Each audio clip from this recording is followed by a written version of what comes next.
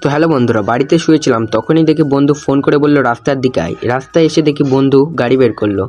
তারপরে আমরা এই 3 বন্ধু মিলে যাচ্ছি হচ্ছে জালালখালি। জালালখালি কিছু জামা কাপড় কেনার ছিল, তার জন্য আমরা এই 3 বন্ধু মিলে যাচ্ছি। তো তোমাদের সাথে কথা বলতে বলতে আমরা প্রায় জালালখালি চলে এসেছি। এসে দেখি আমরা যেই দোকানটায় জামা কাপড় কিনি সেই দোকানটা বন্ধ। তারপরে দোকানের উপরে নাম্বার লেখা ছিল, সেই নাম্বারে ফোন করলাম। তারপরে বলল যে 5 মিনিট বসো, আমরা আসছি। তার জন্য আমরা 5 মিনিট বসলাম। তখনই দেখি দাদা চলে এসেছে। তারপরে দাদা এসে সর্বপ্রথম যে কাজটি করলো সেই কাজটি হলো সে তার দোকানের সামনেটা ভালোভাবে ঝাড় দিয়ে নিল। তারপরে সে দোকানটা খুললো। তারপরে তার জিনিসগুলো সুন্দরভাবে সাজিয়ে নিচ্ছিল।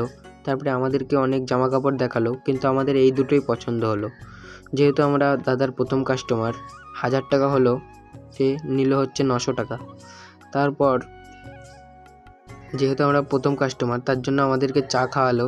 তো আমরা এখন চা খাই। আর তোমরা মিনি ব্লগটা ভালো লাগলে লাইক, কমেন্ট অ্যান্ড শেয়ার করো।